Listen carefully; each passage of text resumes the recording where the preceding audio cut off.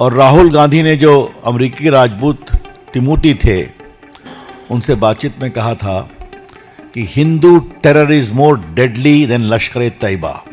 10-12 दिन तक उनको इतना टॉर्चर किया गया कि उनका बाद में चलना भी मुश्किल होता था। आप सबों ने उनको देखा है। जिस महाभारत में रथ के सारथी भगवान कृष्ण थे उस पर भी तो सैफरन झंडा था ना।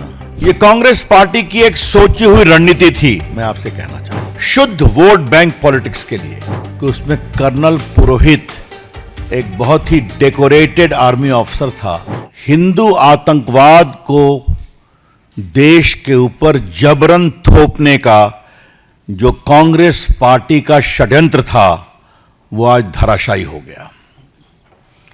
और ये बात हम बहुत जिम्मेवारी के साथ कहना चाहते हैं। मालेगांव ब्लास्ट मामले में जो कोर्ट का फैसला आया है उस पूरे में स्पष्ट रूप से कहा गया है, जो बातें अभी तक आई हैं, कि किसी भी एक्यूज के खिलाफ कोई पर्याप्त सबूत नहीं है और प्रोसिक्यूशन अपना केस प्रूव नहीं कर सके।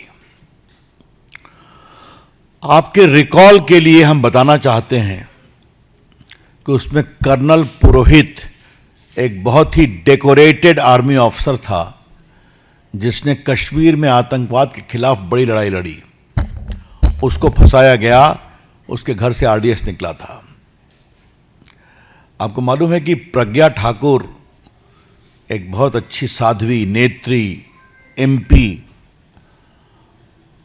उनको कहा गया था उनकी मोटरसाइकिल से बम लाया गया था और 10-12 दिन तक उनको इतना टॉर्चर किया गया कि उनका बाद में चलना भी मुश्किल होता था। आप सबों ने उनको देखा है। और बाकी कई सेना के पदाधिकारी, बाकी लोगों को फंसाया गया। ये कांग्रेस पार्टी की एक सोची हुई रणनीति थी। मैं आपसे कहना चाहता हूं शुद्ध वोट बैंक पॉलिटिक्स के लिए गृह मंत्री चिदम्बरम ने सैफरन टेरर की बात कही थी। और कहां कही थी? डीजीपी के कॉन्फ्रेंस में। याद होगा दूसरे गृह मंत्री सुशील कुमार शिंदे ने भी सैफरन टेरर की बात कही थी।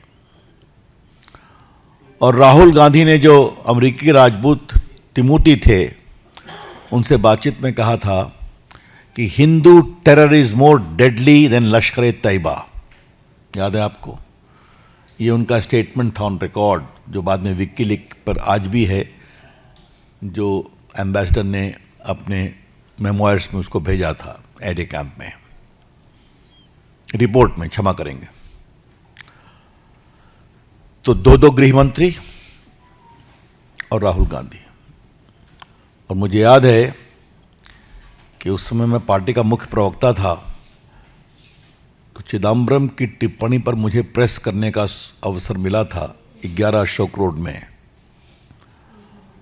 और मैंने कहा था, श्रीमान गृह मंत्री जी, आप सैफरन टेरर की बात करते हैं तो भारत के तिरंगे में भी सैफरन है। भारत के संत भी भगवा पहनते हैं। जिस महाभारत में रथ के सारथी भगवान कृष्ण थे उस पर भी तो सैफरन झंडा था ना। तो आप क्या कहना चाह रहे हैं? ये तो भारत की सांस्कृतिक आध्यात्मिक परंपरा का रंग है ना।